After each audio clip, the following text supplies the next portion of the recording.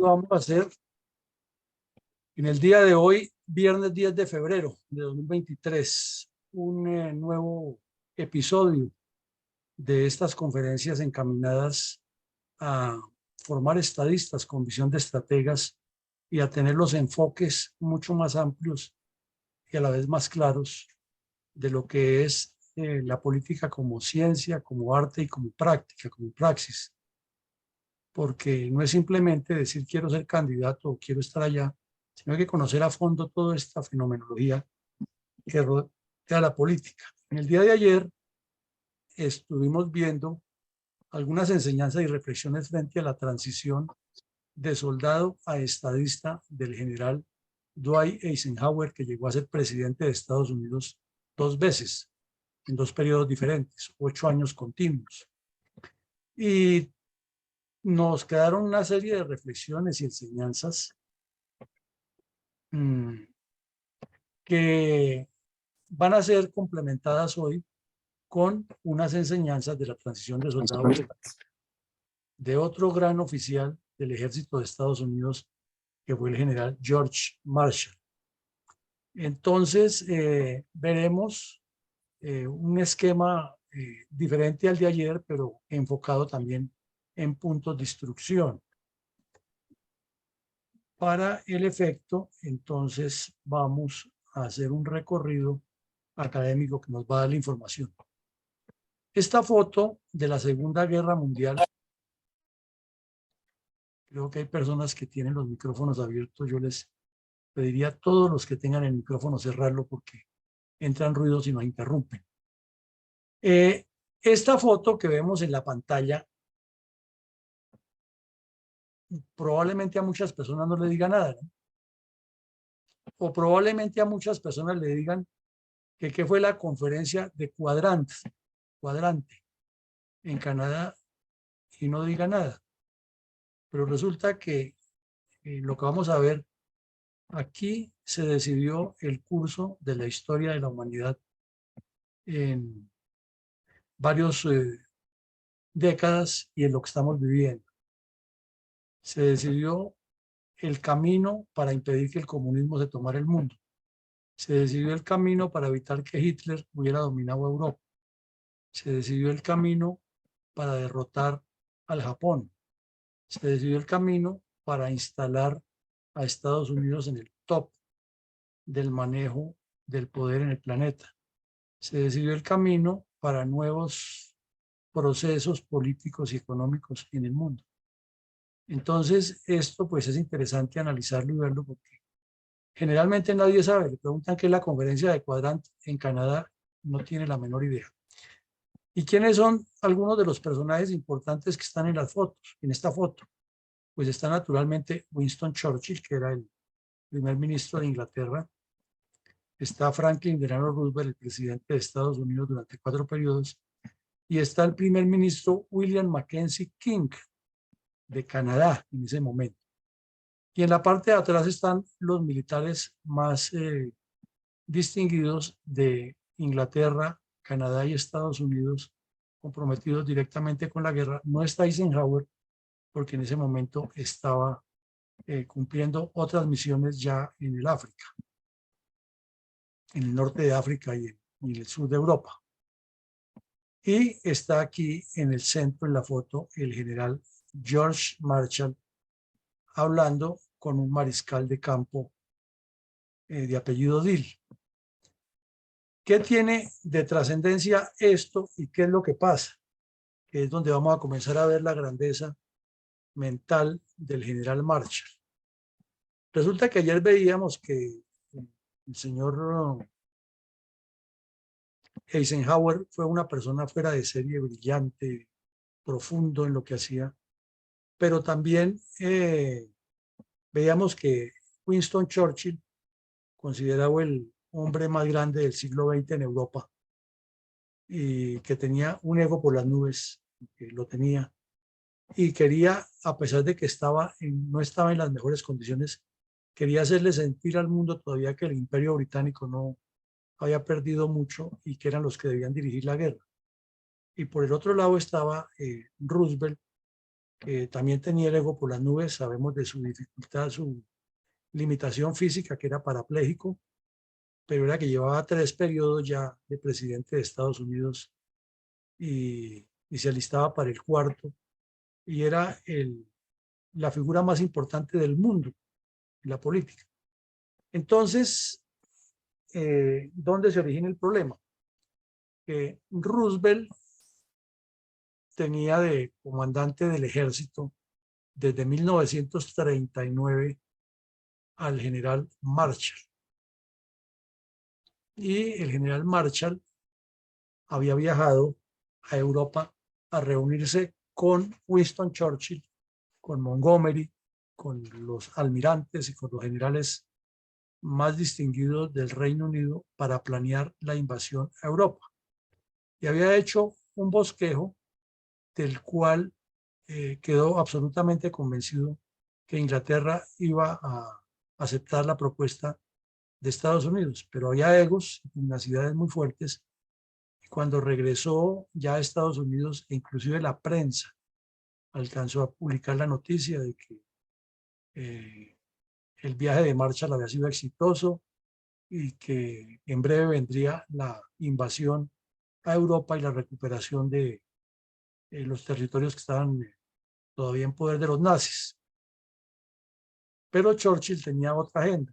Churchill era una persona, sabemos, muy inteligente y muy brillante, y tenía otras cosas por hacer. Y entonces él lo que estaba esperando era que le llegara todo ese boato administrativo que le había prometido Marshall que iban a llevar, y las tropas, y tenía todavía el sueño y la esperanza de que quien iba a dirigir esa invasión era el general Montgomery y no Estados Unidos. O sea que Estados Unidos iba a era como un convidado de piedra que cumpliría todas las órdenes que le daría eh, Inglaterra. Inclusive en un principio Roosevelt trató de aceptar esa posición, y el general Marshall, como comandante del ejército y como experto que era en planificación y un brillante estratega, se opuso vehementemente y le dijo: así no es. Y entonces eh, hubo una dificultad grande, que un enemigo tan poderoso como Alemania destruyendo Europa, los comunistas creciendo paralelamente a la sombra del apoyo capitalista, porque necesitaban derrotar todos a Alemania, que era muy poderoso como ejército, y a los aliados de Alemania, el eje. Y paralelamente el Japón tenía en jaque a Estados Unidos por el occidente. Entonces se reunieron en la Casa Blanca y bueno, ¿qué vamos a hacer? Entonces, toca hacer una reunión en un sitio, pero no en Europa. En ustedes la primera recomendación de Marshall. Hagámosla como ellos no quieren en Estados Unidos para no sentirse inferiores, hagámosla en un país aparentemente neutral que es Canadá. Recordemos que Canadá en ese tiempo era gobernado por un conde de la corona y estaba el primer ministro que está ahí en la foto, el primer ministro Mackenzie King. Pero había un representante de la corona británica en Canadá. Entonces, esa maniobra de Marshall funcionó por ahí. Pero cuando llegó la reunión en agosto del 43, ese verano, fue muy intensa, porque Churchill llegó con unos planes. Churchill era muy brillante, sobre todo en lo político. En lo militar cometía errores a menudo, y a él siempre se le llegó el fracaso de Gallipoli en la Primera Guerra Mundial, donde hubo un fracaso inglés por su acelere. Pero entonces todos decían que ya habían pasado 20 años, 30 años de eso, que ya Churchill había madurado. Pero Churchill llegó de una vez a planear que la ofensiva final debía ser simultánea y no por el Canal de la Mancha, como proponía Estados Unidos o Marshall, sino que tenía que ser por el Mediterráneo y entrando por el norte de África otras tropas, terminando de consolidar a Italia, etc. Entonces miremos cómo estaba la situación en este momento. Este es el Oriente, el Pacífico, cómo estaba el teatro de operaciones, y se sabía que Japón, después de atacar a Pearl Harbor aquí al oriente, vino y comenzó a atacar directamente a las Filipinas y siguió en el famoso retroceso de MacArthur hasta llegar prácticamente a Australia. Y luego vino la contraofensiva de Estados Unidos que la fue haciendo retroceder, retroceder, hasta que finalmente llegan a la bomba atómica. Pero como aquí estamos hablando de 1943, la guerra está muy intensa por aquí en todas estas islas del Pacífico, de todas esas películas que hemos visto del Pacífico y batallas famosas. Y hasta ahora el señor MacArthur se está acercando a recuperar las Filipinas, a donde ha prometido volver.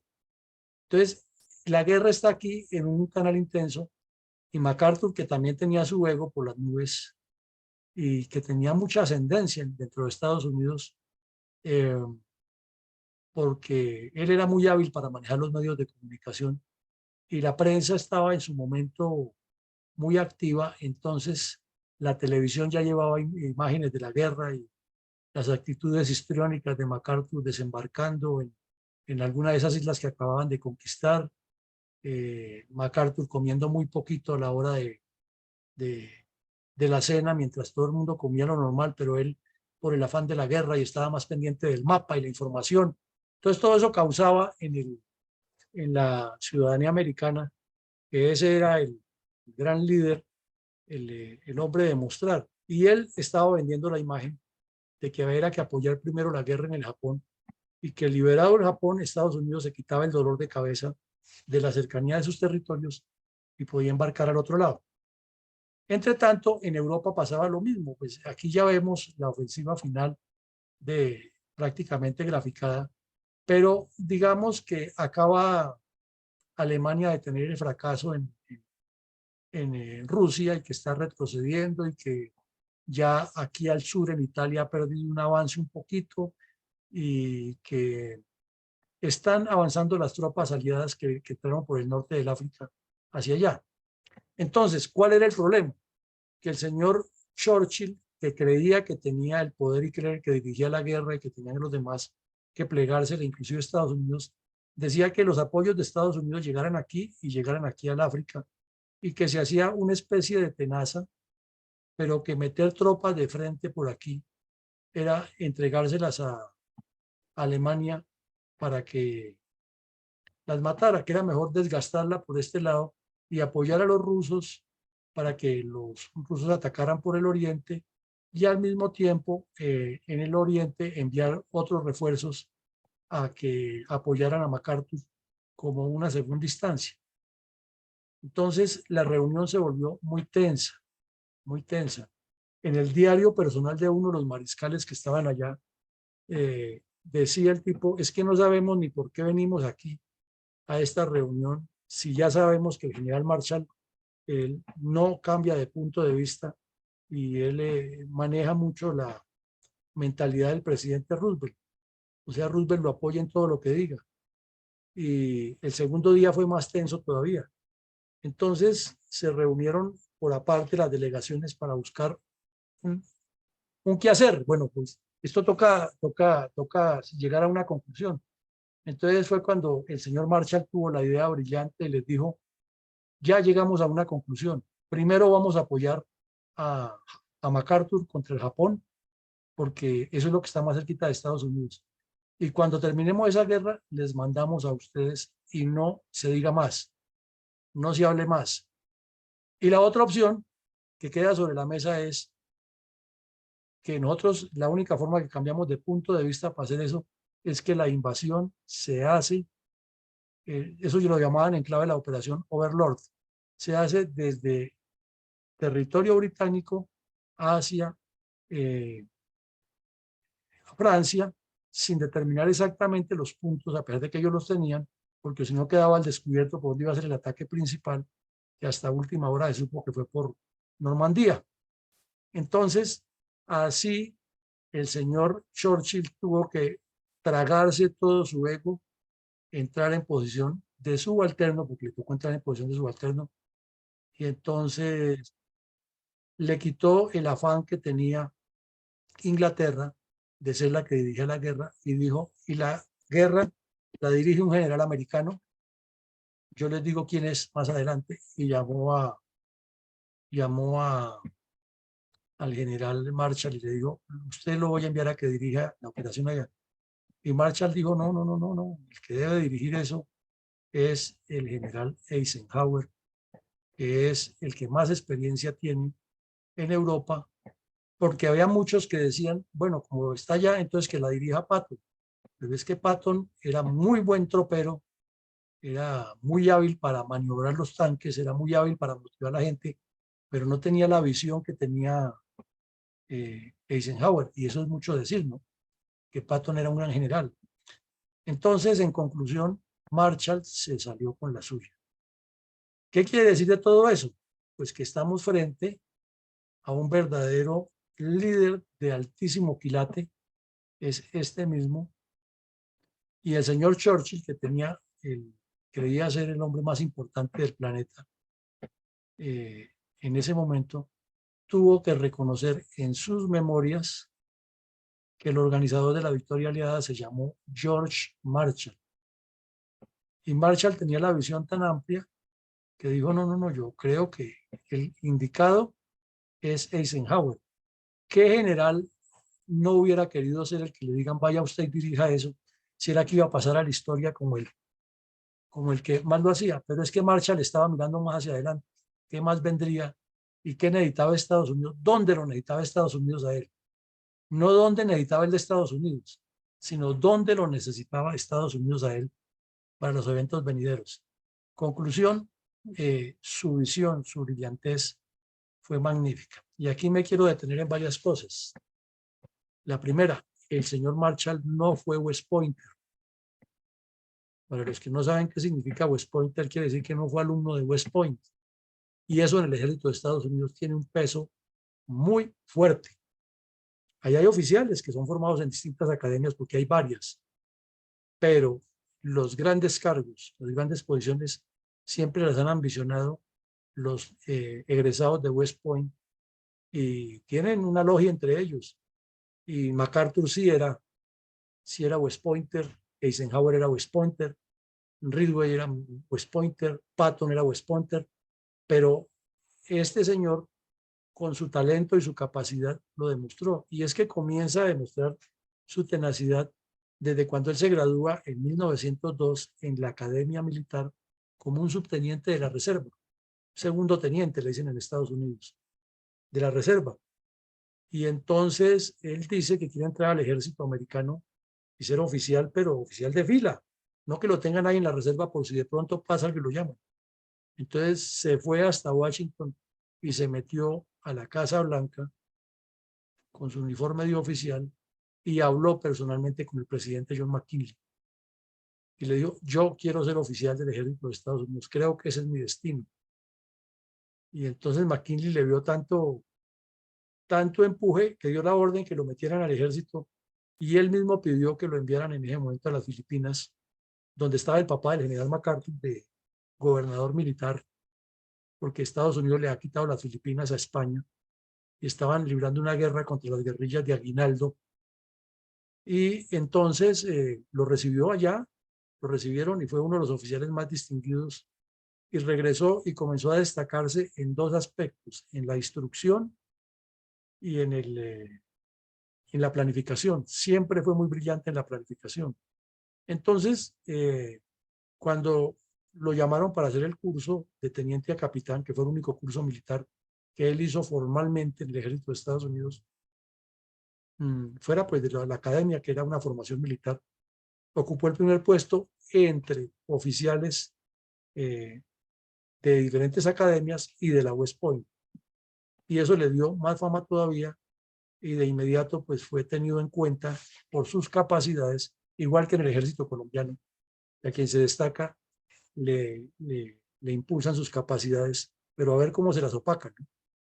Entonces, este señor entró a trabajar en la sesión de planificación y los generales que lo fueron conociendo siempre lo pedían por su habilidad para planificar y organizar, a tal punto que cuando llegó la Primera Guerra Mundial fue oficial de operaciones de una división.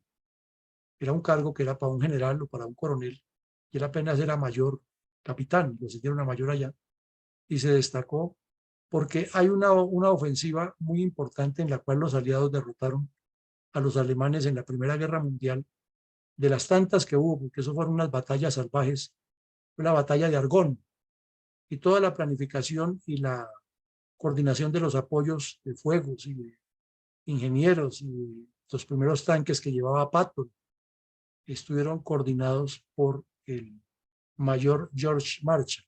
Inclusive en sus memorias el general MacArthur resalta, le reconoce que el mayor MacArthur, a quien apenas perdón, que el mayor Marshall, a quien apenas le llevaba un año, pero MacArthur ya era general por los hechos de guerra, era brigadier general, le reconoce que era el mayor más brillante que había para planificar y para coordinar las operaciones. Entonces ahora miremos algunos rasgos del liderazgo de este caballero. Sin duda, su voluntad de acero era indoblegable, su capacidad de trabajo era infatigable y su claridad de lo que quería y por qué lo quería la tenía. Entonces, eso es lo que hacía un líder, es el trabajo, no es que sea al que más quieren todos y lo ven como el más agradable, no es su trabajo, su demostración, su dedicación y lógico el respeto que tenga por los demás coequiperos. Igual que el señor Eisenhower tenía una inteligencia nata y una voracidad por la lectura impresionante.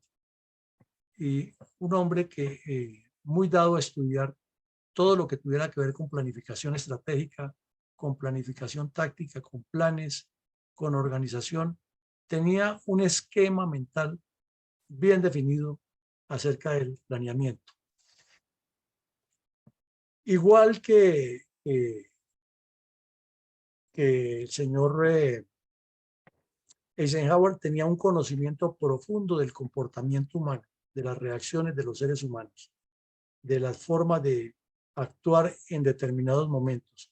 Pero tenía la diferencia de que Eisenhower, lo vimos ayer, era muy diplomático, muy ágil para buscar las soluciones con empatías y con acciones de acercamiento personal.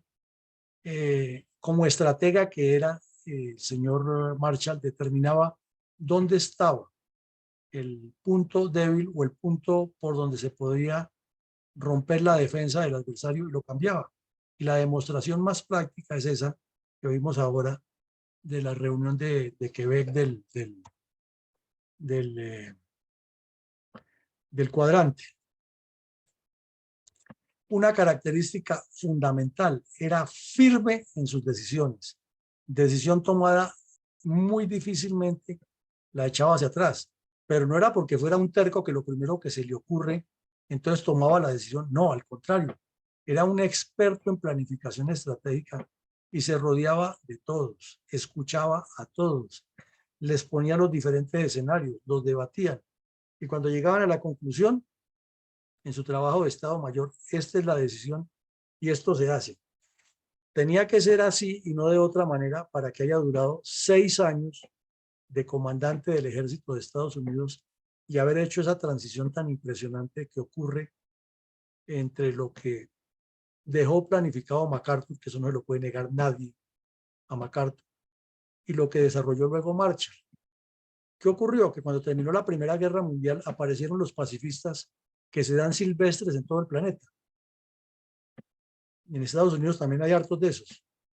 Entonces, el general MacArthur fue a la escuela, llegó de la Primera Guerra Mundial y fue a la escuela de West Point de director, el mayor honor que puede tener un general americano, ser director de la West Point. Y allí dejó una línea de pensamiento de que Estados Unidos iba para otra guerra. Y en los siguientes 10 años es una carrera meteórica impresionante, la carrera de MacArthur. Y el mismo Roosevelt lo puso de comandante del ejército, a MacArthur. Y tuvieron, MacArthur duró como 4 o 5 años también de comandante del ejército. Y tuvieron muchos roces, inclusive es famoso el roce cuando MacArthur se vomita en las escaleras del palacio de la rabia que le dio porque le planteó a las escaleras de la Casa Blanca, porque le planteó a Roosevelt que tenía que incrementar el presupuesto de Estados Unidos para el ejército, porque vendría otra guerra y que había que meterle a los tanques, al apoyo de Fuerza Aérea, etcétera, todo lo que necesitaba. Y MacArthur tenía todo eso escrito y lo dejó escrito. Y Marshall pues hacía parte de las personas que estaban en ese planeamiento y conocía muy bien. Entonces después de MacArthur vino otro comandante y luego MacArthur ya pasó al retiro porque había llegado al tope de la carrera. Entonces le pidieron que se fuera para las Filipinas como delegado de Estados Unidos a preparar a Filipinas en la potencial agresión del Japón, y estando allá lo sorprendió el ataque a Pearl Harbor.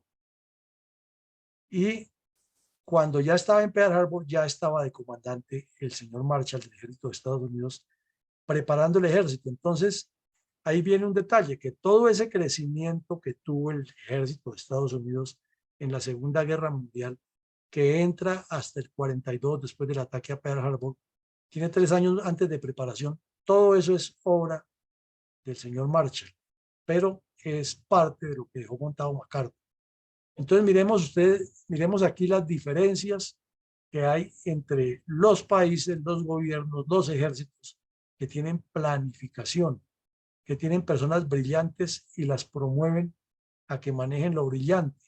En nuestro medio, lo usual es que a quien medio se destaca, comienzan los mediocres a aliarse para ver cómo lo sacan del camino, porque es que se les hace sombra y ellos son los que tienen que llegar a ocupar los más altos cargos. Entonces, la diferencia es tenaz. No es que no existan las envidias, porque esos son seres humanos como todos, pero hay una estructura, hay un respeto por las personas que tienen ciertas calidades y cualidades. ¿Qué más tenía en sus rasgos de liderazgo el señor Marshall? Eso era un hombre de una convicción única. Resulta que ahora vimos en la pelea que hubo en Quebec, es si primero en Europa o primero en contra Japón. Y este señor les dijo lo que él pensaba desde su teniente. Primero Estados Unidos. Entonces lo que decide Estados Unidos es si Estados Unidos se va a comprometer en esta guerra, no tiene por qué ser gregario de nadie. Y su argumento principal es que Inglaterra, que era el segundo más poderoso del mundo, que no estaba contra Alemania, que no estaba en la línea de Alemania, estaba en decrecimiento económico. Entonces, ¿cómo así que nuestro país, que está en crecimiento industrial, Estados Unidos, que está fortaleciendo el ejército, que lo hemos venido preparando durante 4 años para una victoria definitiva, va a quedar de gregario? No, somos nosotros los que manejamos. Entonces, esa mentalidad que tuvo siempre la desarrolla mucho más adelante cuando llega a ser secretario de guerra y secretario de Estado, o sea, ministro de Relaciones Exteriores. Eso es impresionante. No ha habido nadie más en el ejército de Estados Unidos o en la historia de Estados Unidos que haya sido comandante del ejército y fuera de eso, ministro de Estado en 2 carteras diferentes y en 2 momentos definitivos de la historia del mundo. Entonces estamos aquí ante un verdadero líder y una sorpresa de lo que puede dar un ser humano cuando dedica toda su energía a un proyecto. Otro rasgo que ya lo hemos reiterado era que entendía muchísimo de planificación y de logística. Es que la guerra se gana con logística y la logística es, para una guerra, es una combinación de producción nacional con organización de la movilización nacional, que es lo que hace el Estado y cómo lo que hacen las industrias y cómo se incentiva el desarrollo de un país. Y todavía en el mundo la logística militar se estudia, y la logística en general se estudia con los principios que el ejército de Estados Unidos desarrolló bajo el liderazgo del general George Marshall. Bueno, seguimos. Siempre promovió entre su gente, hay que trabajar en equipos sobre objetivos superiores, superiores. Entonces, cuando las reservas de Colombia hablan aquí de que hay que unirnos y hay que unirnos y alrededor del líder, habría que decirles, oiga, ¿por qué no estudiamos más bien al general Marshall que nos diga cómo, que veamos cómo es la cosa? Trabajemos sobre objetivos superiores, y el objetivo superior es el proyecto antes que la persona. El objetivo superior es Colombia y no importa quién lo haga, es que se monta la estructura y lo hacen los otros. Ese era siempre el liderazgo del señor Marshall. Y ese ejemplo que dio de renunciar, no porque le faltara el talante ni el talento para ir a dirigir en la invasión a Europa y cederle el turno a Eisenhower, es una maniobra brillante. Es propia de un líder que está pensando es en el objetivo y no en que lo pasen a la historia y lo llenen de medallas y lo pongan en un museo como el que hizo, como el primero y el único. Entonces, de aprenderle al liderazgo de este señor. No es que no tuviera su corazoncito, lo tenía. Ahora hablemos de que termina la guerra y la gana y el señor Churchill tiene que agachar la cabeza y dice, el general Marshall es el organizador de la victoria aliada. Y hace otro elemento aquí que lo caracteriza por ser un hombre brillante. Era un genio de la planificación. Eso no se puede negar. Lo que pasa es que los comunistas, los izquierdistas y los que dicen ser liberales siempre han generado un resentimiento aquí y en cualquier parte del mundo contra los militares brillantes. Y como por lo general el militar se caracteriza es porque es hosco, que ese es el concepto que se tiene, o porque no es muy preparado en unos aspectos generales, tiene unos conceptos amplios en algunos temas, pero en los otros no los tiene, entonces lo minimizan. Claro, no van a decir que el plan Marshall en Europa era idea de Marshall o fue estado por él, sino es la doctrina Truman, que era el presidente. Era el civil porque es que el civil, por ser civil, es más inteligente que el otro. Es el concepto errado que hay. Entonces, cuando termina la guerra, el, el señor Truman le dice a Marshall, yo quiero que usted se quede de comandante del ejército para que me dirija la reconstrucción del ejército o la reorientación del ejército después de la guerra. ¿Qué es lo que hay que hacer? Y vuelve y le dice, no señor, yo no soy el más indicado para eso. Hay uno que puede hacerlo mejor que yo, que es el general Eisenhower. Entonces Truman le dice, pero es que yo no lo quiero perder a usted, Estados Unidos no lo va a perder. Dijo, no, no, es que yo no estoy diciendo que me pierda. Estoy diciendo es que me coloque donde crea que Estados Unidos me necesita más. En ese momento estaban en la pelea final entre Mao Zedong y Chiang Kai-shek por China. Y ya Chiang Kai-shek había prácticamente echado para atrás y estaba era llegando a Taiwán a refugiarse allá. Entonces, él le dice, creo que el problema del mundo en unos años va a ser China. Entonces, toca ir allá a evitar que apabullen completamente a Chiang Kai-shek, por lo menos que le dejen esa libertad a los que son de pensamiento democrático y no vayan los comunistas a aplastar completamente a los chinos nacionalistas. Entonces fue y estuvo allá, no logró lo que él quería, era que Chiang Kai-shek hiciera una negociación bipartidista y que el poder se repartiera entre comunistas y nacionalistas, lo cual no lo iban a aceptar nunca los comunistas, pero lo intentó. Y como no se pudo, pues al final llegaron al acuerdo en que Chiang Kai-shek se quedaría allá en Taiwán y Estados Unidos protegería a Taiwán. Y hasta el día de hoy esa decisión está vigente. Entonces miremos que era una persona de visión. Tenía el pensamiento mucho más allá de lo que aquí cuestionamos a veces. Y regresó y entonces Truman volvió y le dijo, ya usted cumple una gran misión, pero es que Estados Unidos lo necesita. Yo, pues entonces póngame donde usted cree que yo debo estar. Y lo puso de secretario de Estado para que manejara las relaciones internacionales. Y fue tal vez después de John Hay o al lado de John Hay en el siglo XX el mejor secretario de Estado que tuvo Estados Unidos. Porque todo el poder de Estados Unidos, que lo veíamos ayer, en lo cual hizo mucha parte el señor Eisenhower, eh, lo pensó y lo planificó y lo estructuró el señor Marshall. Entonces, lo llamaron los altos dirigentes del gobierno de Estados Unidos y le dijeron, bueno, general, usted está al frente de la cartera de Relaciones Exteriores y hay una gran amenaza que usted mismo y Eisenhower le advirtieron al mundo y MacArthur fue muy claro, Patton también lo dijo. El gran problema ahora va a ser la Unión Soviética. ¿Cómo hacemos para que el comunismo no derrote al mundo? El comunismo no toma el mundo. Entonces, digo, pues hay que reconstruir Europa. Y entonces comenzó el debate, ¿no? En el Congreso, porque él era ministro o secretario, que es lo mismo allá, pero no tenía el poder de decidir en el Congreso.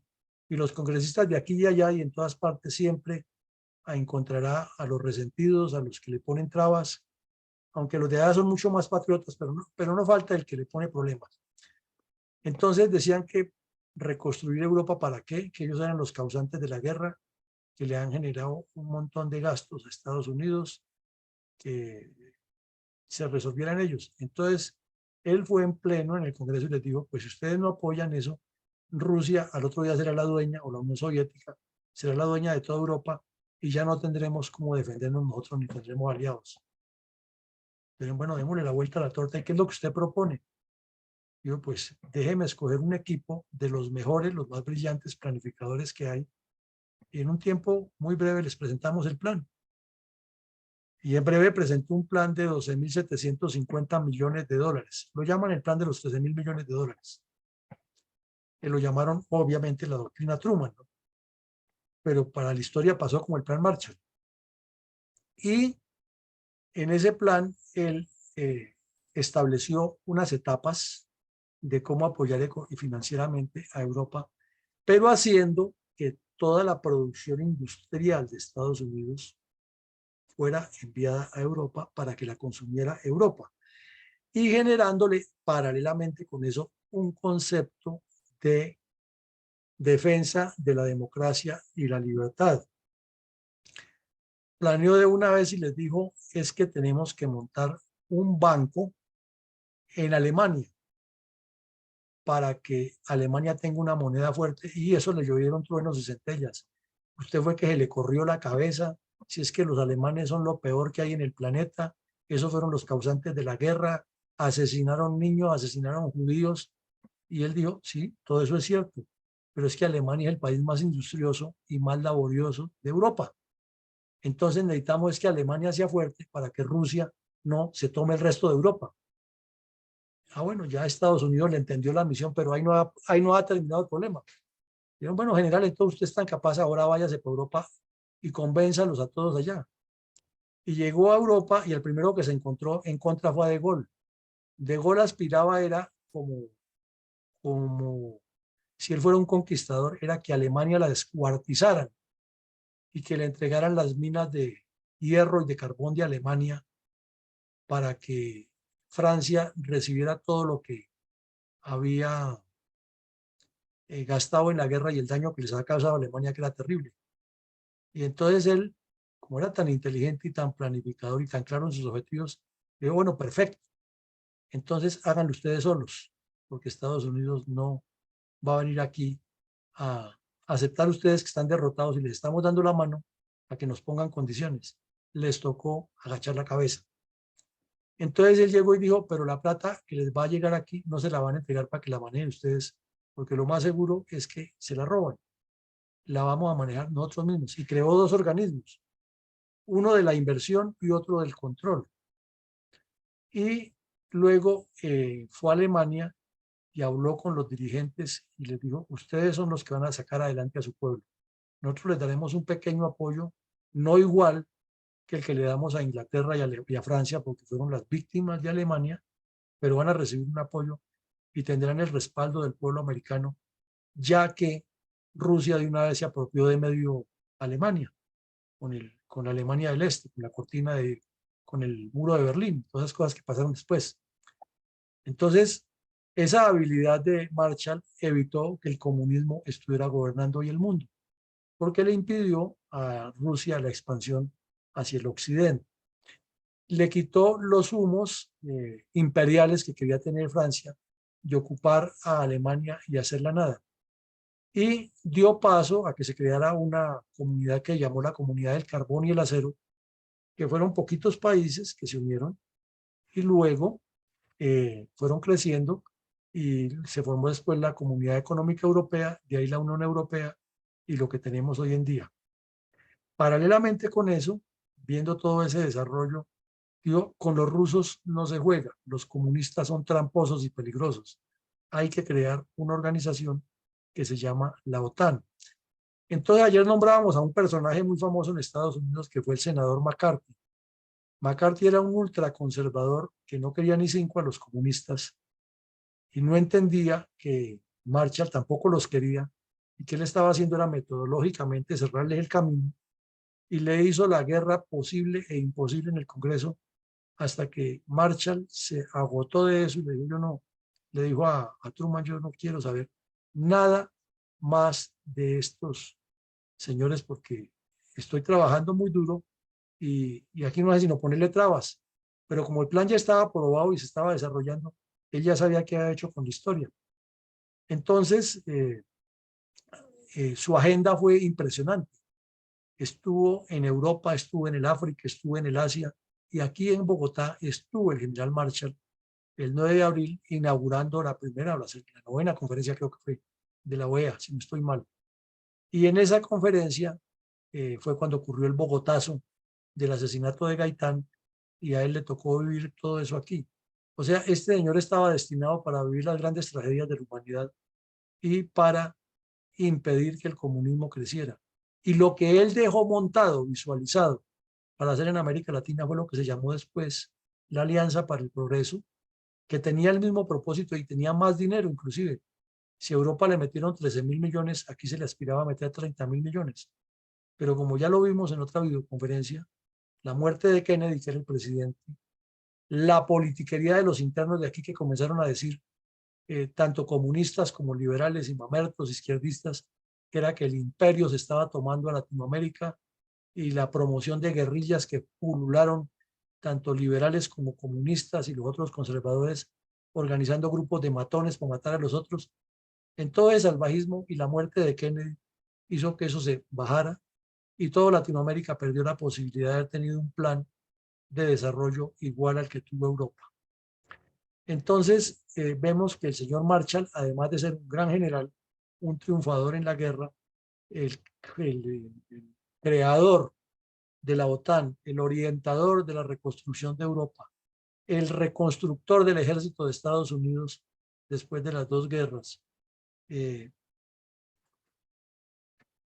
pasó a la historia por estos carteles y estas propagandas que se hacían en ese tiempo en forma visual, más los documentos, y cada vez que se habla de Marshall hay que hablar con reverencia, porque hizo cosas supremamente extraordinarias. Y los países más beneficiados con el plan Marshall fueron Francia, Italia, el Reino Unido y Alemania. Ahora aquí miramos cómo fue que se distribuyó el plan Marshall y ahí están por países. El más beneficiado fue Gran Bretaña, que era el más cercano, el Reino Unido, era más cercano a Estados Unidos. En segunda medida está Francia, después Italia, después Alemania, que tenía sobre todo mucha enemistad de Francia, porque Gran Bretaña entendió más rápido la situación, al fin y al cabo eran sajones, entendían más fácil, y lo mismo tampoco había una corriente muy grande, había una corriente muy grande de agresión contra Italia, porque decían que Italia había sido la socia de Alemania en la guerra, que por qué le iban a dar, y el señor Marshall se paró en la raya y dijo, no señores, que Italia también es uno de los países más poderosos de Europa, tiene una gran historia, y Estados Unidos, que defiende la democracia y la libertad, no puede ser el que sepulta al pueblo italiano. Y ahí ven ustedes la lista de lo que sigue, como les fue dando, pero es un gran ejemplo y esto es tema de estudio y ha sido, y hay tesis, posgrados, maestrías, ponencias, y no hay forma de dibujar lo que hizo Marshall. La izquierda siempre lo ha atacado y dice que fue que Estados Unidos lo que utilizó fue para vender sus productos y para potenciar, valga la redundancia, a la gran potencia. Y yo les hago una pregunta a ustedes, ¿quién hace un negocio para perder? ¿Quién va y sacrifica a miles de sus hombres y mujeres que murieron en Europa por una libertad y luego no va a recuperar la inversión? ¿Quién va y arriesga el prestigio de una nación y corre el riesgo de que esa nación después sea agredida si el otro gana la guerra y lo someta allá? Entonces era lo lógico que tenía que sacar un rédito, además porque la guerra no la originó Estados Unidos, la originaron entre ellos. Entonces ellos eran los que tenían que pagar y la forma de que pagaran no era sometiéndolos a la miseria y poniéndolos de esclavos, y aquí llegó el imperio americano, sino poniéndolos a trabajar y a producir. Ese era el pensamiento del general George Marshall. Entonces ya pasando aquí algunos de sus logros muy rápidos: ser oficial de operaciones más distinguido en la Primera Guerra Mundial. Eso tiene un peso específico. Eso se llama ser un estratega de guerra. Ser el comandante del ejército de Estados Unidos, el más poderoso, el ganador de la guerra durante la Segunda Guerra Mundial, eso tiene otro peso mucho más grande. Ser el planificador de la victoria aliada, que el mismo Churchill, que creía ser el dueño del planeta, tuvo que agachar la cabeza y decir, este fue el que la planificó. Eso se llama ser un estratega del mismo nivel de Julio César, de Napoleón y de otros grandes como Alejandro Magno. Ser el mediador entre chinos comunistas y nacionalistas y permitir que hoy en día exista Taiwán y que China no se puede extender por el mundo, porque él sí visualizó que impidiéndole la salida al mar y teniendo la octava flota naval de Estados Unidos allá, China no podría ser el dueño del mundo. Eso tiene una característica, se llama ser visionario, estratega, entender de política, analizar lo que pasa. Ser secretario de Estado de la nación más poderosa del mundo sin haber sido nunca embajador, ni haber estudiado en una academia de ciencias diplomáticas, ni nada de eso. Y fuera de eso, ser el gestor de semejante plan tan espectacular que transformó Europa y que tiene hoy al mundo occidental en un nivel aceptable y en un nivel en que todavía la democracia y los derechos humanos se defienden en todo el planeta. Eso tiene un nombre propio: George Marshall. Que haya sido secretario de guerra después, porque me faltó decirles, cuando ya se retiró de la Secretaría de Estado y estalló la guerra de Corea, entonces MacArthur estaba de gobernante en el Japón y le dieron la orden de asumir el mando de todas las tropas que estaban allá. Nombraron comandante supremo de las fuerzas aliadas para repeler la agresión coreana, norcoreana. Y el que le facilitó todos los apoyos desde la Secretaría de Guerra fue el general Marshall. Cuando ya Eisenhower subió a la presidencia y consideró que era necesario utilizar la estrategia que veíamos ayer de la reacción total, de la acción masiva, el general Marshall logró lo que quería, que era que se planificara, o que mejor, que se acordara que si Rusia seguía insistiendo, la respuesta era nuclear, y ahí sí decidió pasar al retiro porque ya tenía 73 años y quería pasar los últimos días escribiendo sus memorias y disfrutando de la familia, y lo hizo. En 1959 se fue del planeta a la edad de 79 años, uno de los hombres más brillantes que ha producido el planeta Tierra en los últimos 200 años. Ser varias veces carátula o portada de las revistas Time y Life, eso no lo ha tenido ningún político en Estados Unidos, de carrera, y tipos que comienzan desde lo más bajo. Lo más bajo me refiero en el nivel bajo de la escala. Hay muchos, ha sido carátula una, y alguno que otro dos veces, pero este señor fue varias veces y no solamente de la revista Time. Eso es un honor que en Estados Unidos se pelea, y aquí tuvimos un folclórico presidente que andaba buscando que lo pusieran de carátula en esa revista y hasta le organizó un show a Obama en Cartagena. De remate, con todo lo que logró con la OTAN, con el Plan Marshall, con haber permitido que Taiwán sobreviviera a la gran agresión comunista y haber puesto a los chinos y a los rusos en su lugar para que no destruyeran a Corea del Sur. Y hoy Corea del Sur es un país floreciente, brillante, sólido y con una buena capacidad militar e industrial. Eso se debe a las gestiones del general Marshall. Claro, la sangre de los soldados que murieron allá, pero la inteligencia de este hombre para coordinar y cuadrar las cosas. Y por esa razón le dieron el premio Nobel en 1953. Y entonces por esa razón también renunció a la vida pública, porque sabía que lo iban a invitar a muchas partes del mundo y viajó por muchas partes del mundo hablando de estrategia, de paz, de planificación, de los problemas de la guerra, de la necesidad de integrar las naciones, de desarrollo, etcétera. Y obvio contra el comunismo. Y aquí lo vemos, es que las fotos hablan por sí solas. 3 veces portada de la revista Time. Eso tiene un peso impresionante. Es historia, historia de la humanidad. Estampillas en Estados Unidos, en Europa, y con esta portada, esta especie de carátula de una cartilla, le enseñaban a los niños en Europa, y eso también fue una estampilla, ¿no? También fue estampilla de correo.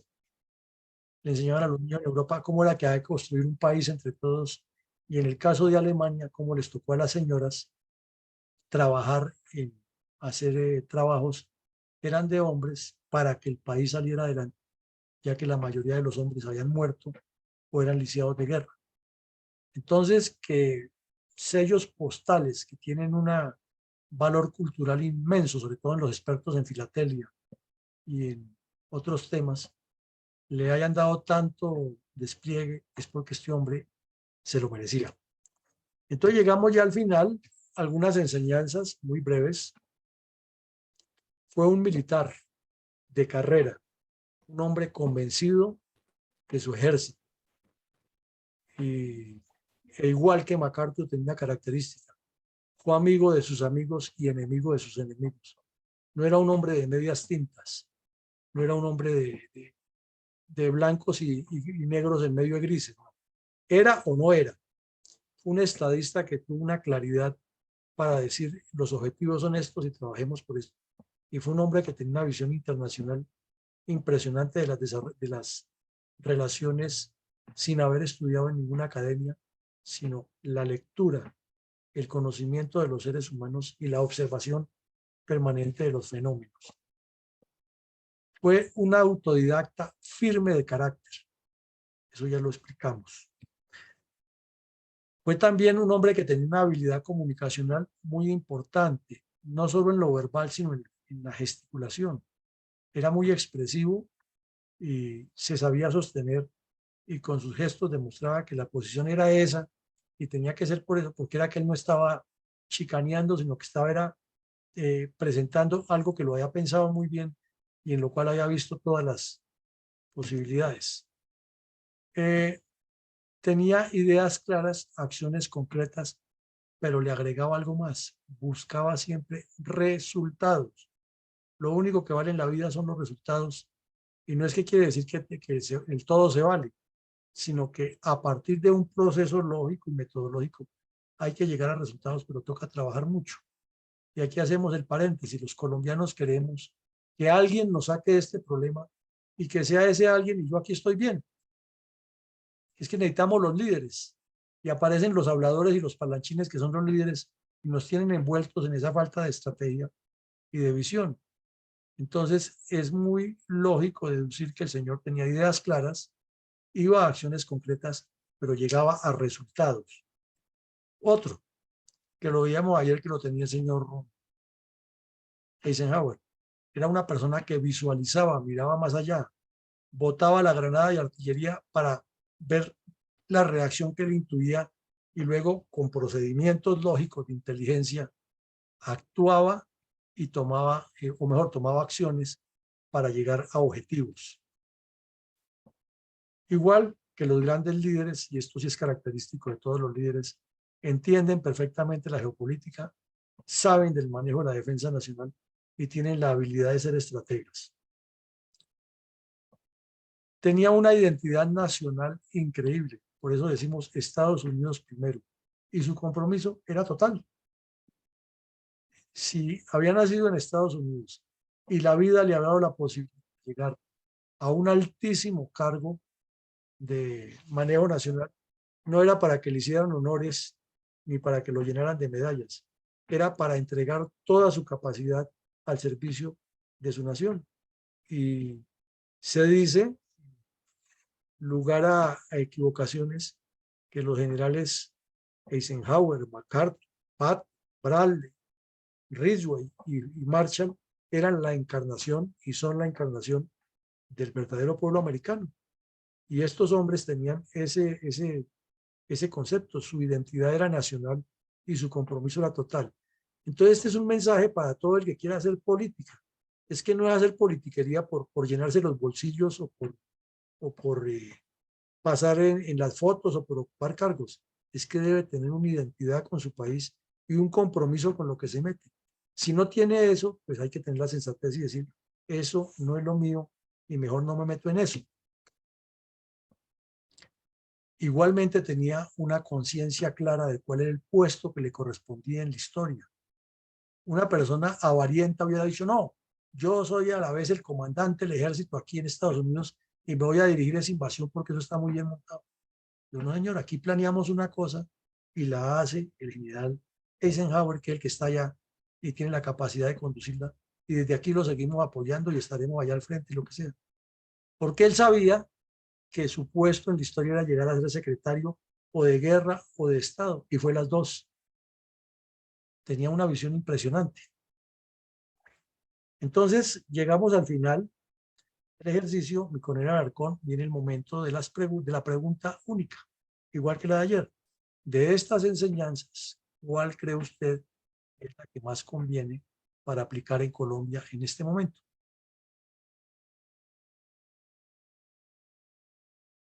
Coronel Alarcón. ¿Cómo? Sí, cómo no, mi coronel. Aquí abriendo el micrófono. Bueno, entonces, sí, Rosita tiene la palabra. Y se alista Eduardo Patiño, por favor. Bueno, muchísimas gracias por meterme siempre en el problema de decir de primera la respuesta a las preguntas tan difíciles muchas veces que tenemos. Indiscutiblemente, tanto Eisenhower como Marshall son dos seres humanos excepcionales, de esos que no se dan en cantidades. Y está a la vista todo lo que hemos aprendido ayer y hoy sobre ellos. Yo aspiro que aquí, en nuestra patria, lleguemos a tener un personaje de esa talla, y lo podremos tener sin duda alguna. Todas las 8 enseñanzas que hemos tenido son importantes en una persona de esa naturaleza, pero sin duda alguna, probablemente la más importante es tener las ideas muy claras sobre las acciones concretas que hay que realizar y obtener los resultados. Así de que esperemos que aquí vamos a tener uno de esa talla. Muchas gracias. Okay. Muchas gracias, ingeniero Eduardo Patiño. Y se alista Elías Ortiz, por favor. Adelante. Buenas noches. Buenas noches. En primer lugar, pues saludar a todos los que se encuentran en la sala. En segundo lugar, pues felicitar al teniente coronel Villamarín por esta intervención muy provechosa. Y en cuanto a la pregunta, pienso que aunque todas estas, pues dentro de toda esta enseñanza, pues me parece que todas tienen cabida, pero como nos dicen que debemos tener en cuenta una, yo pienso que en estos momentos, de acuerdo a la realidad del país, se necesita un autodidacta firme de carácter, pero un carácter moderado, racional, que no caiga en los excesos que tuvo Hitler, que fue firme de carácter, pero cayó en megalomanía hasta el punto de creer saber más que los generales en estrategia y táctica, siendo que él solamente llegó al rango de cabo. Entonces, yo creo que con un autodidacta firme de carácter se puede llegar a esas ideas claras acciones concretas que generen resultados para el bienestar del país. Yo pienso que esa es la base y de ahí ya ese estadista puede llegar a lograr una geopolítica para la defensa nacional y proyectar estrategias de visión que lleven más allá del país. Entonces yo pienso que por ahí, yo creo que esa parte autodidacta firme de carácter, yo creo que es importante, ¿no? Es importante y buscar escuelas de formación de estadistas, que no las hay aquí en el país. Pues está la ESAP, pero la ESAP, que los enseñan a ser pues administrativos desde el punto de vista público, pienso que tiene un carácter secundario y la prioridad está en los cargos públicos, está en aquellos políticos que han hecho favores y entonces los jefes de Estado de este país tienen que concederles el favor o pagarles el favor mediante cargos burocráticos donde no tienen la idoneidad para administrarlos. Entonces, sí, hay cosas que se deben renovar. Muchas gracias. Gracias, Eduardo. Tiene la palabra Elías Ortiz. Y se alista, por favor, iPhone. Gracias, mi coronel. Buenas noches para todos.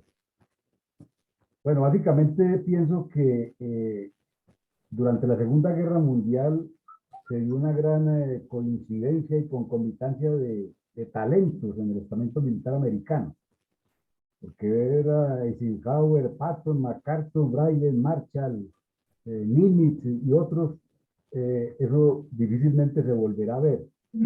Por otro lado, este poder militar tenía un gran prestigio, influencia y respeto ante el poder político. Eran escuchados por su competencia, resultados en las diferentes guerras y conflictos donde estuvieron involucrados.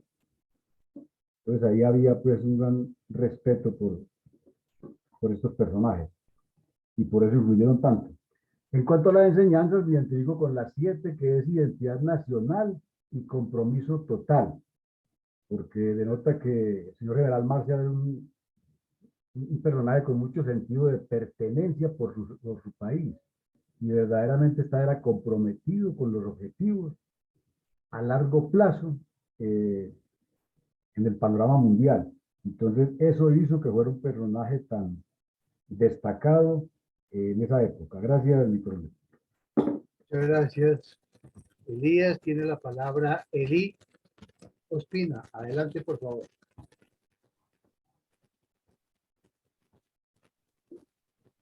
Muchas gracias, buenas noches. Me apunto a la que dice en la cuarta, con las ideas claras, acciones concretas, se obtienen resultados. Muchas gracias. Muchas gracias. Tiene la palabra mi coronel Pachón. Don Eugenio, buenas noches, muchas gracias y a todos los integrantes de la sala y al señor coronel Villamarín por la información detallada de este personaje. Yo me inclino nuevamente por la tercera, como lo dije ayer con Eisenhower, frente a la habilidad comunicacional, porque es fundamental la transmisión del conocimiento, la búsqueda de las personas que pueden cumplir los planes, programas y objetivos que se trazaba el señor Marshall y lograr los resultados que se pretendían. Entonces, esa es una habilidad muy importante para mí, de poder transmitir conocimiento y visualizar qué puede suceder en determinados momentos. Gracias. Muchas gracias, mi coronel. Tiene la palabra mi coronel Carvajal. Gracias, señor coronel Alarcón. Buenas noches a la sala. Bueno, deseo destacar la enseñanza número 1, su capacidad como estratega y estadista. de tal manera que le permitió presentarse ante el Congreso y decirles que el gran problema iba a ser la Unión Soviética, el comunismo. Entonces, sobre este objetivo se puede apreciar esa capacidad de estratega y de estadista. E inicia también, como el general Eisenhower, a luchar contra el comunismo, a evitar que el comunismo se expandiera por el mundo. Muchas gracias. Muchas gracias, mi coronel. Tiene la palabra mi mayor Mendoza. Adelante, por favor. Muchas gracias, coronel Alarcón. Primero, pues yo estoy de acuerdo prácticamente con todas las enseñanzas. Primeramente, él escuchaba a su Estado Mayor y tomaba las decisiones más acertadas. Segundo, sus fortalezas, las cuales aplicó con firmeza y resultados que le dieron reconocimiento mundial. Tercero, conocimiento y fortalezas de otros generales en cumplimiento de la misión exitosa, la cual él recomendaba, fulano de tal es mejor. ¿Por qué? Porque él tenía de pronto lo que decía el coronel Villamarín, una visión más adelante, y realmente se desarrolló, todo lo tenía prácticamente craneado y lo ejecutó detalladamente. Muchas gracias. Con respecto al comentario, entre paréntesis, que hizo de lo que sucede aquí en Colombia, recordemos lo que le pasó al general Valencia, que era el más brillante general de la época, y lo cogió el ministro de Defensa, Barón Valencia, lo opacó y prácticamente lo sacó, lo hizo echar prácticamente del ejército por parte de Alfonso López. Gracias. Gracias, mi mayor. Tiene la palabra iPhone 2.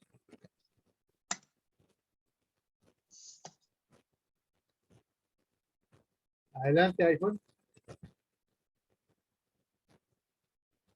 Bueno, entonces vamos con Jaime. Buenas noches. Adelante, por favor.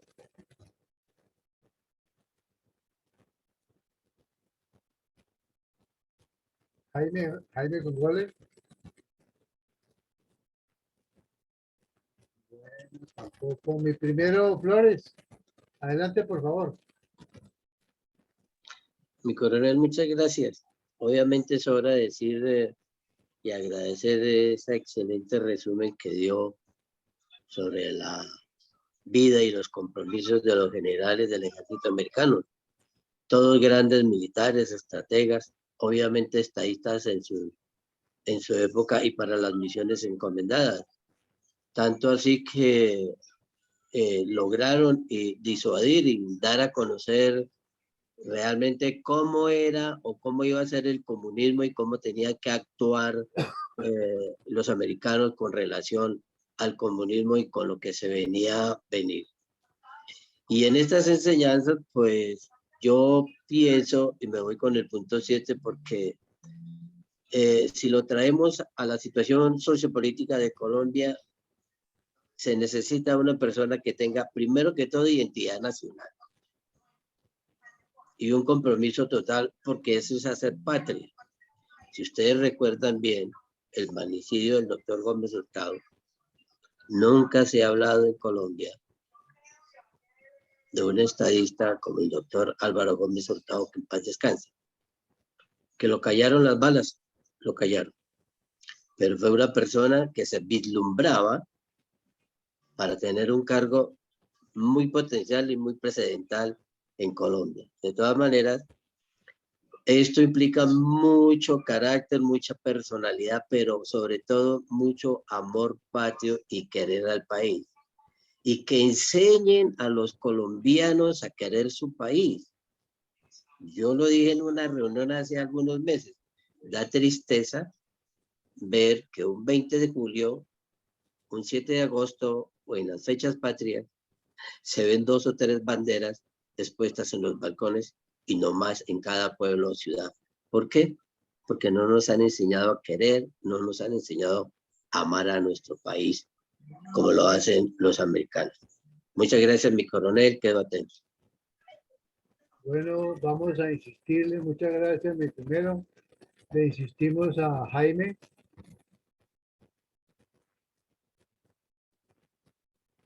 Jaime Congole y iPhone. Por favor, adelante. Bueno, Señor, buenas noches. buenas noches. Caray, yo voy por el número 7. De todas maneras, me sumo a las personas que lo han especificado y lo han escogido en el sentido de una identidad nacional, que es lo que hace falta. Y, por supuesto, un compromiso completo, total, para realizar esa identidad. Muchas gracias. Muchas gracias, Osmar. Jaime Congoles. Bueno, entonces vamos con mi coronel Carvajal, que pide la palabra por segunda oportunidad. Adelante, por favor. Gracias. Es que quiero destacar también la cuarta enseñanza, ideas claras. El general Marcha tenía una idea tan clara de lo que había que hacer. Deseo destacar cuando va al Congreso de los Estados Unidos y le dice al Congreso, si ustedes no apoyan a los Estados Unidos, después los Estados Unidos no tendrán cómo defenderse. Esas palabras son de una persona de ideas muy claras. Muchas gracias. Muchas gracias, mi coronel. Mi coronel Villamarín, hemos hecho el recorrido por todas las participantes que han querido intervenir en el día de hoy.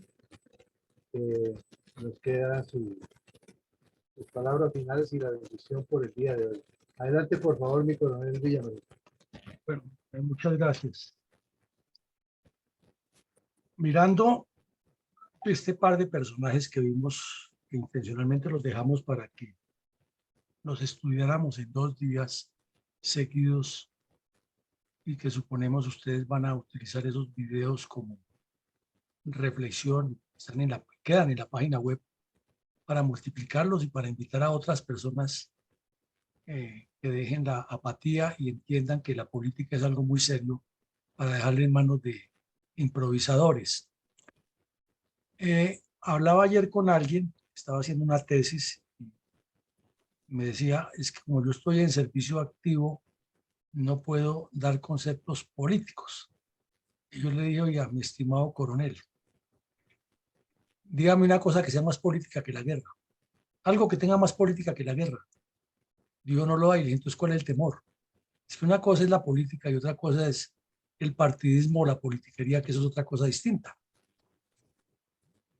Realmente estos hombres entendieron, y así lo entienden muchos oficiales del ejército de Estados Unidos desde el comienzo de su carrera, es que la misión de los ejércitos es defender a la patria. Y al defender a la patria tiene que conocer todo lo que tiene la patria, lo bueno, lo malo y lo feo, y su funcionamiento y su estructura. Y no quiere decir que asuman partido, ni que estén dando conceptos políticos, ni que estén hablando en los medios de que este candidato es mejor que el otro, porque esa no es la función de un militar. Pero la función de un militar sí es tener clara, o de un estadista mejor, es tener clara perfectamente la ubicación dentro de la geografía y dentro de la historia, por ende dentro de la geopolítica, que es como una combinación de las dos de su país. Es saber cuál es el contenido político de la guerra. Es saber que, como muy bien lo hiciste, mi coronel Carvajal, que un estadista tiene que llegar al Congreso de la República a hacerlos pensar como estadistas y no lo son. Que quien quiera pertenecer al Congreso de la República debe tener una responsabilidad muy grande porque es el destino de una nación lo que él va a determinar cada vez que vote por algún proyecto o lo rechace. Y corrobora una vez más lo que hemos dicho aquí, es que participar en política de verdad, con la responsabilidad que corresponde, es algo muy serio, porque cada vez que toma una decisión está definiendo vidas humanas, está definiendo destinos de regiones y destinos de países. Por ejemplo, ahora que tenemos esta tragedia que tiene al mundo en vilo y en mucha preocupación y que pone a reflexionar hasta el más irreflexivo lo que ocurre en Turquía y en Siria con ese terremoto que ya va de más de 20.000 personas muertas, ¿será que esos políticos que dieron allá la autorización para esas construcciones sin desarrollar los procesos que les recomendaban las asociaciones de ingenieros internacionales debido a la alta sismicidad que hay, será que no tienen un remordimiento de ver todos esos muertos allá? Entonces, igual aquí, los de aquí, si seguirán dando licencias por darlas o cada vez serán más acuciosos en que las cosas que se construyan o los edificios que se construyan no causen las muertes. Entonces, esa es la política, es llegar al fondo, es investigar, es tener la claridad de lo que necesita el país, el Estado, y es comunicarles siempre. El buen político tiene que estar al lado de las Fuerzas Armadas, no porque sea militarista, pero es que las Fuerzas Armadas son la garantía de la segunda parte importante del Estado, que es la seguridad. El desarrollo lo tienen que hacer los políticos y la empresa y todos los entes encargados de la producción. Y la seguridad fundamentalmente la tienen las Fuerzas Armadas atada a las demás seguridades que ya hemos visto aquí, la seguridad alimentaria. Pero para que todas las seguridades tengan vitalidad se requiere una visión de conjunto. Esto para decir que la identidad nacional y el compromiso total deben ser parte de una militancia, que la tenga el que esté en el poder y la transmita y la convenza. Por eso insistimos y repetimos aquí hasta la saciedad en esta fundación, y quienes nos escuchan saben que lo hacemos siempre, es antes de hablar de candidatos, hablemos de organización y militancia, hablemos de proyecto y hablemos del compromiso, porque es que hablar por hablar es muy fácil, pero hombres como estos no llegaron allá porque otros les hacen el trabajo, era que estaban todo el tiempo dedicados a lo que querían y estaban convencidos que el destino de su país era más importante que sus credos personales. Entonces son grandes enseñanzas que nos quedan. Para la semana entrante, como ya lo habíamos anunciado ayer, tenemos unas actividades muy importantes. El lunes vendrá el señor general de la policía, Eliezer Camacho, que fue comandante de la Policía de Bogotá, y nos va a presentar desde su experiencia cómo fue el ejercicio de ser comandante de la Policía de Bogotá, pero en especial lo va a enfatizar en los nuevos delitos que se están desarrollando en las grandes ciudades del mundo, inclusive en Bogotá. Y el día martes y miércoles vamos a hacer un seminario con 5 generales de la policía para ponerlos en el paredón y preguntarles qué pasa si la Policía Nacional se va del Ministerio de Defensa. Ya elaboramos un cuestionario que tienen que contestar ellos y al final de cada uno de los 2 periodos pues habrán las preguntas y las intervenciones de los asistentes. Y el día jueves la ingeniera Rosita nos está preparando una conferencia muy importante sobre manejo de proyectos, estadística, estrategia y todo lo que ella domina para formar precisamente esa visión de planeación, de estrategia y de tener siempre las cifras, las estadísticas como un fundamento básico para desarrollar el ejercicio. Y en las mañanas estaremos desarrollando, como siempre, la memoria histórica. Entonces nos queda pendiente confirmar una conferencia del viernes que tenemos allá a varias personas ya contactadas y lo mismo el tema de el petróleo para el país. Pues llegamos al final, les agradecemos muchísimo, creemos que estos 2 días han sido bastante productivos, que la lucha contra el comunismo ha sido una gran preocupación de grandes hombres en el planeta, de grandes generales de Estados Unidos, de grandes estadistas, y que eso es lo que necesitamos aquí en Colombia, gente que piense en grande y se dé cuenta que eso es una lacra que tiene afectada a la humanidad y que Colombia no puede caer tan bajo en manos de estos delincuentes, porque ellos lo único que piensan es absorber todo, chupar sangre, destruir y no generan un solo proyecto de desarrollo. Todo es estatismo, todo es parasitismo, y el ser humano vino al planeta fue a producir, a servir y a transformar para bien de la humanidad, no para ser un parásito de un Estado y a que otros lo mantengan, y fuera de eso criticándolos y generando violencia. Pues para todos una feliz noche, que Dios nos siga bendiciendo y nos siga acompañando. Amén. Muchas gracias.